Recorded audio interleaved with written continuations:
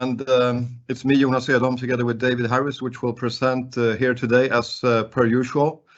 And also, if you have questions, just we'll take them after the 30 minutes of webinar.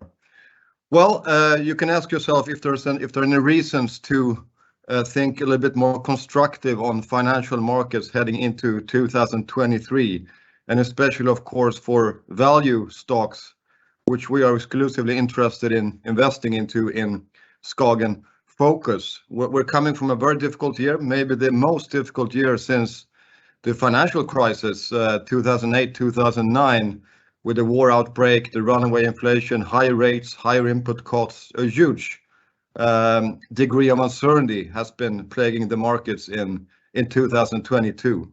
So we'll get into that theme. We're also going to take a look at portfolio construction from a few new angles, which we think will interest you, and also dive into the portfolio with a few tidbits from the portfolio and a new investment case as well. So you've seen this slide before if you follow the fund. This is the mission statement. What are we trying to achieve in SKAGEN Focus? Well, we are, as contrarian and value price-driven investors, exclusively interested in finding stocks that trade at a substantial discount to fair value. We need to see at least a 50% upside in our holdings to be interested in the first place in the equity prices on a 2 to 3 year investment horizon, specifically on a normalized or steady state earnings power. This essentially means that we don't take overly optimistic growth assumptions into account when we analyze stocks. We can invest into these growth stocks, of course, but we then get the growth for free or as a free option in these investment cases. And it's interesting, in this market, we're now seeing a much broader value proposition across a much broader spectrum of sectors and geographies than we have seen in previous years following this correction. That's why we have been able to venture into the consumer sector, for instance, and also the technology sector in a few specific exposure, which we'll talk later on in this presentation. We're also interested in finding these very discounted normalized earnings power with a combination of real estate or cash on balance sheet in these companies that we find, these very specific companies, these below the radar companies, which will eventually may come to shareholders' pockets. That is a cornerstone in most investment that we do in SKAGEN Focus as well. Yes, so let's take a look at the contrarian phenomena that we look for in the marketplace, David. Yes, we say that we are contrarian investors, but what do we mean by that? For us, being contrarian means that we're trying to identify different market phenomena that constantly occur in the market. And we believe to a large extent that the market is very efficient, but sometimes the market is wrong for the right reason. And we try to identify these opportunities that constantly occur, and these occur at various places, different sectors and geographies constantly in the market. Sometimes this could be situations where a company, for example, is misunderstood. It's listed in one country but operates in another. It can have to do with companies that are or sectors that are forgotten or simply ignored, like Japanese banks, for instance, we believe have been completely ignored for a long time by the market, and we'll come back to that. We have situations where we have unwarranted market perceptions, companies that are uncovered below the radar.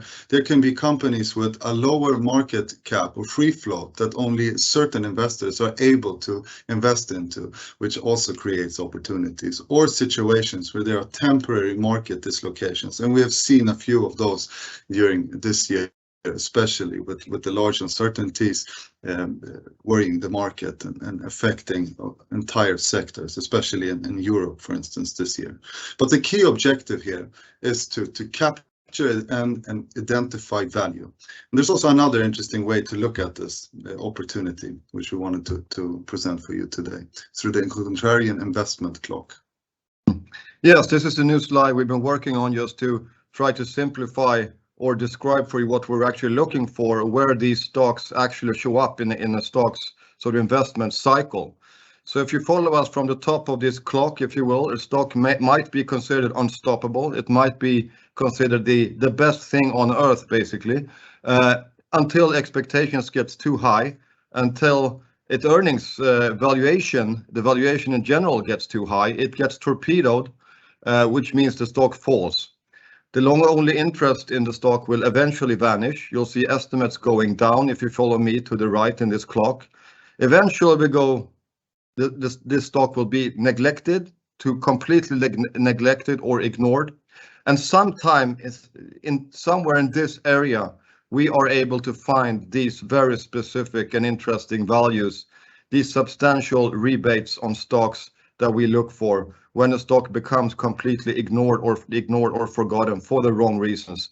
And this is something that we look for on a general basis. And most often these analysts come in and downgrade the stocks way too late. And we look for these signs where you have perhaps a piece of bad news, but the stock doesn't fall anymore. It's so depressed, it doesn't move. That's a good signal. That's a good contrarian signal for us to analyze. And then all of a sudden you will have a positive earnings surprise if this is a viable, good company, which is being ignored for the wrong reasons. You see estimates go up, you'll see long-only interest awakens, and sometime around here, we reach most often our 50% price target, which we have identified when we incept into any position. We scale in and we scale out. And when the stock becomes a favorite or a growth favorite or a momentum stock, we're going to be out of that name, of course. That's not ours to capture. So this is an interesting way of looking at the stock cycle, if you will, which we use when we try to time our investments in SKAGEN Focus.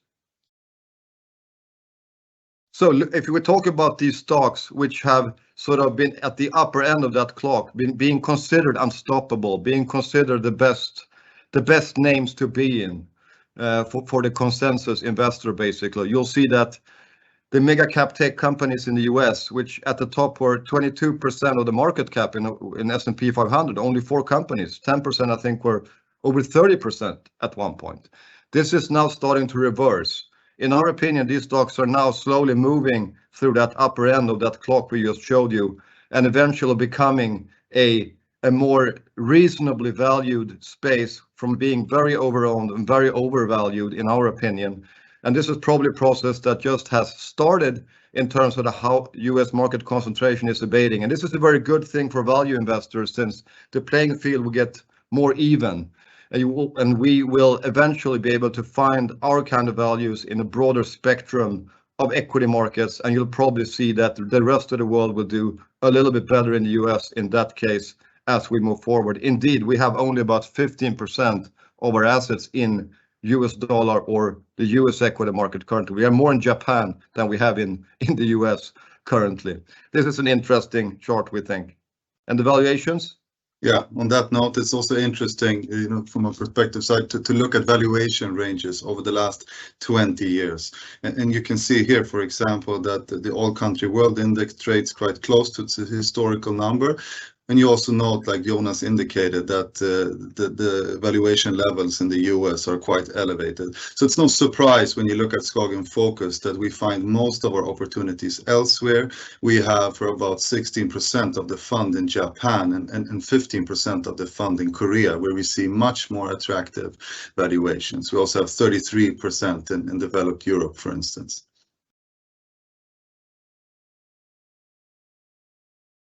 Yes, and we said we would look for these brighter signs, the signs for a brighter future for financial markets going into 2023.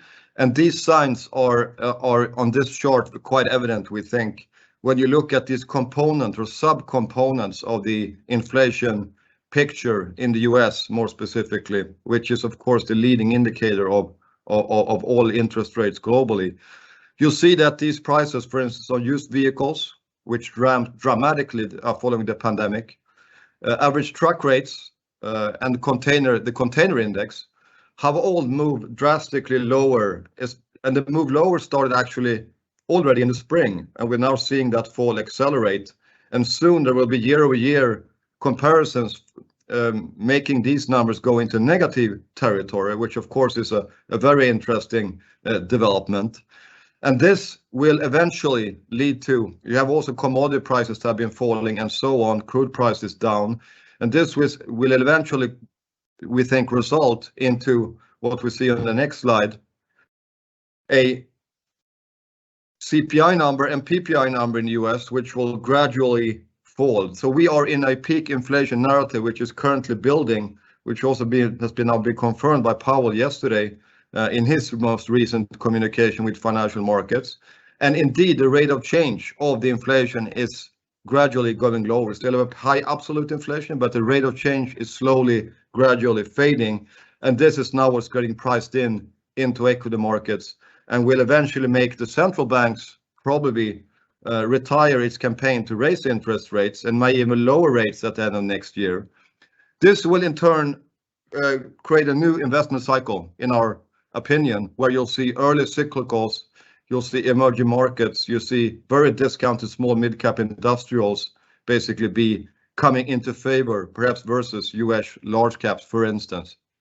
And also you'll see the US dollar, which, as you've seen on this chart, which is the sort of last piece of the puzzle that needs to fall into place for this market really to becoming a more even play field. You see the dollar has been rising 42% in 2014, the dollar index, versus a weighted basket of these other currencies, one of the worst being the yen, of course. And you'll see that finally now, following the market starting to suspect this is the Fed rate hike cycle is coming to an end, you'll see the dollar gradually falling.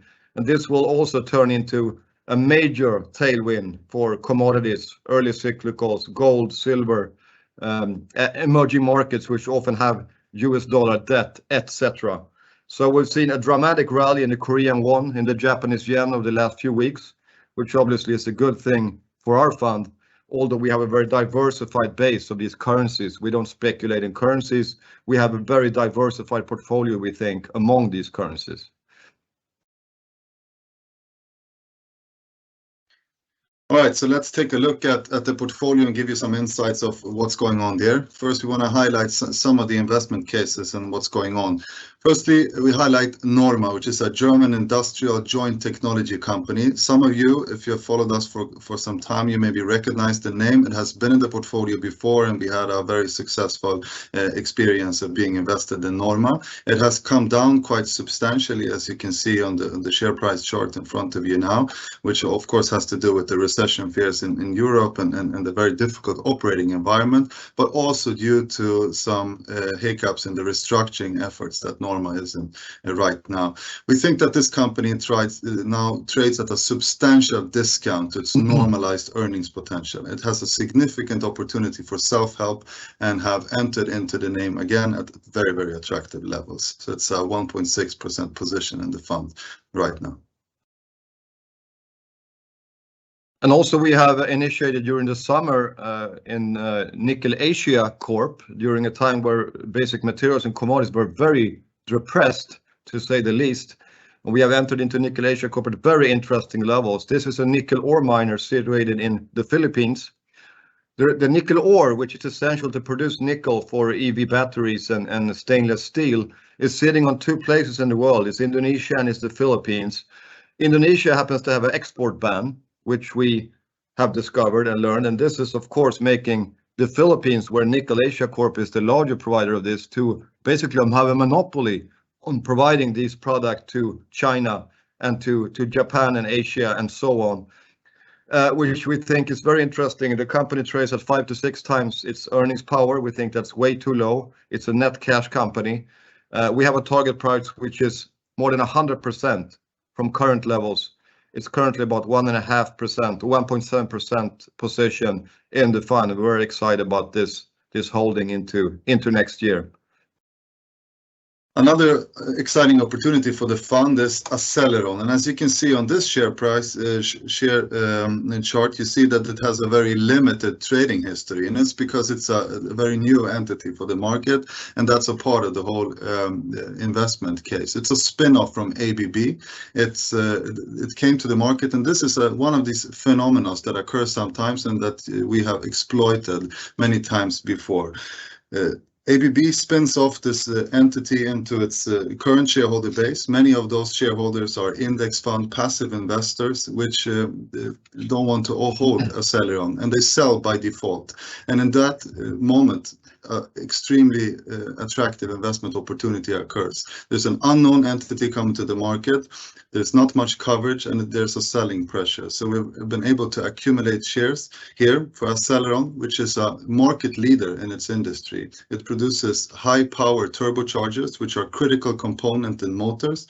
They have a 40% market share, and they generate 75% of their business from service and aftermarket revenues, which are very much needed during the lifetime of their product. So very attractive positions, very resilient and high margins. So this has been a very exciting opportunity. It's now 1.5% of the fund and had started quite well, as you can see.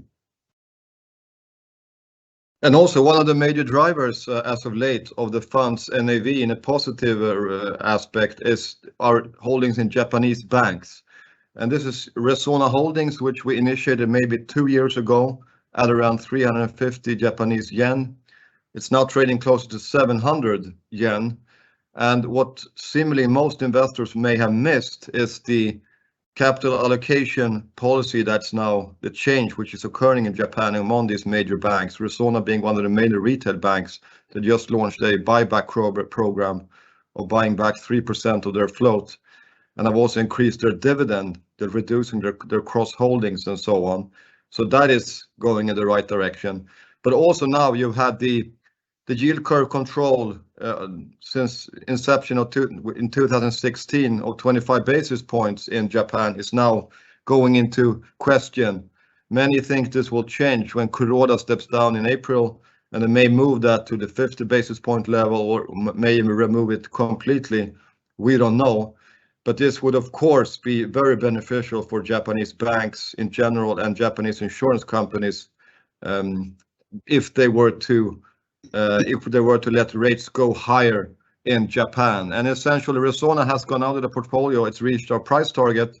We still hold 2 other banks in the form of Shiga Bank and Keio Bank, smaller regionals. Very exciting investments as well, trading at 30% of book value. 4 to 5 times earnings still, so they could double basically, we think, from here. So this is something that's been working in the fund as of late. We spoke about different contrarian phenomena that constantly occur in the market and that creates opportunity for us. But we're looking for value, and value can come in many shapes and forms and can be identified in different ways. And we use this slide to show you some examples of that. We call it the value spectrum, and there are different ways in which we can apply our value-driven investment philosophy. You see some examples from the fund below. This is, of course, not the entire fund, but just to give you a flavor. Looking at maybe the most common form of value is its mean reversion, and it's has to do with being able to identify the tendency for fundamental variables to revert to mean. And this is something that we have seen quite a lot of in terms of opportunities lately, and we'll come back to that. Value can also be found among companies which has misunderstood economic return potential, a strong earnings power, and these are companies that are in a possession of a specific moat around their business. This can be a sustainable competitive advantage, which is not priced in by the market, which has to do with maybe some of their asset industry positioning or brands, for instance. We often found very attractive opportunities and have plenty of those opportunities in the fund currently among cyclical type of value.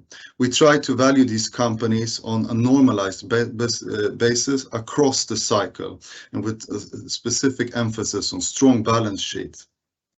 We also find value among restructuring cases, and these are some of the parts where the sum of the parts is much higher than the combined entity is valued today. And here the identification of catalysts are very important. We also find asset back type of value situations. These are companies with hidden assets. This could be ownership in other companies or a real estate portfolio, for instance. And then there are situations when we can find discount on discount, so several layers layers of discount. This can, for instance, be one company that we can identify as undervalued, but we can access the company through a holding company that's also trading with a discount. So we get the several layers of discount. And the more boxes a company can take of this in the spectrum is, of course, the better. And we try to diversify among the different types of value that we identify. Yes, and we have tried here to show the portfolio, the weightings in these different value buckets, as you see on this chart. And you'll indeed see that we have increased our exposure to the cyclical value bucket during the summer and heading into the autumn, since the rebate here was quite extreme at some points. You'll also see that the exposure to economic return value is pretty substantial, as well as mean reversion in general. Of course, some of these cases may tick several of these boxes, but these are indicating the main sort of investment thesis behind these names, the main value sort of bucket style that these cases represent. And we have no normalized level among these buckets. This is something that also is completely value driven. What we see in value, what we find in value across global equity markets, primarily in our small mid-cap positions.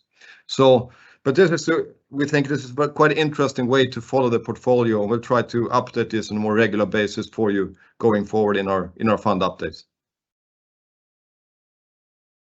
Looking at portfolio construction and composition, we often highlight investment cases in the fund because it's a good illustration of the investment process. But what we're offering you is not a collection of individual stock picks, but rather the execution of a price-driven investment process.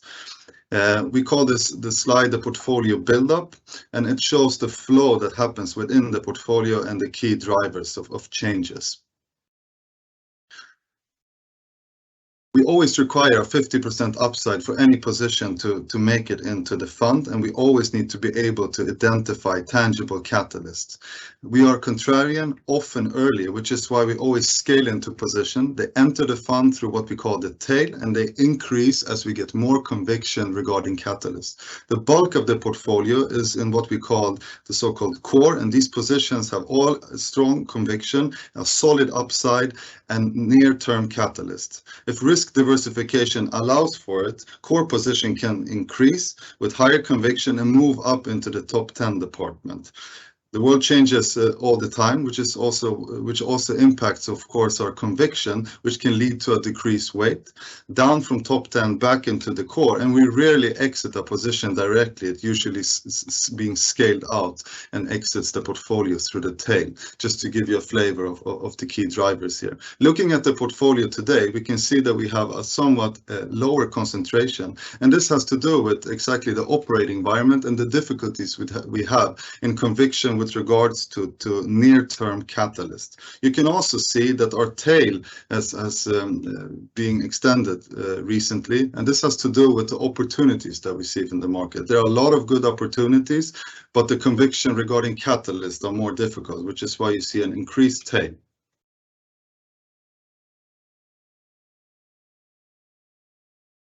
So looking at the performance of the fund, we usually show you this slide, which we call from the big reset. And the big reset is essential the start of a new investment cycle, we think, the depth of the pandemics in 2020, when all the building blocks for the inflationary environment really were put into place. When you stopped the global economy and then restarted, you created these supply chain bottlenecks across the global economies, which have really driven, of course, in combination with the war outbreak in early 2022, this rather extreme environment that we have been going through. But the point being here that during this period, during this new investment cycle, SKAGEN Focus has done reasonably well versus the indexes, and also on an absolute basis, seeing here the euro return of 97% during this soon to be a 3-year period. You'll see that the 3-year return is also somewhat ahead of the benchmark values. And this is something that we need to build upon. And we think we are very well positioned heading into the next phase of this investment cycle, or that's really a new phase, which is going to cement itself by when the central banks really move from being very aggressive on rate hikes to stepping back. That's the start of a new cyclical bull market, potentially, where we have a lot of names that might be interesting for a re-rating in 2 to 3 years' time, if that were to happen, mainly outside the US in this case. So exciting times ahead, and this is soon to be a 3-year track record. And the performance this year has been driven by several holdings. All the top performers actually left the fund. K+S, the potash producer, hit its price target in March 2022. At the same time, Vale Indonesia, our nickel producer, also hit price target actually. So those two left the fund late in the first quarter of this year. Resona Holdings just recently left the portfolio, which I showed you. It did reach price target just now. So we have had a very good run in all these Japanese banks, but in particular in Resona Holdings. Faurecia being the worst performer this year, together with Ubisoft and Cascades. These companies have different drivers. In Faurecia and Cascades case, there's been too much leverage. The cash flow has not been able to mitigate those concerns, which has made us reduce those positions dramatically, as well as Ubisoft, the video game producer in France, which have had issues on corporate governance in terms of Tencent raising its stake. But at the holdco level, instead at the level that we hold shares, which have essentially eroded investors' confidence in that name still being a position. We still hold Cascades and Ubisoft. Faurecia, we have sold out completely. Yes, looking at major portfolio adjustments since our last update, we already highlighted Aceleron, a new position in the fund. We have also initiated a position in Befesa, which is a hazardous waste service provider listed in Germany. It has a very attractive circular business model and is an under-radar transition enabler, trading at a very steep discount, we believe.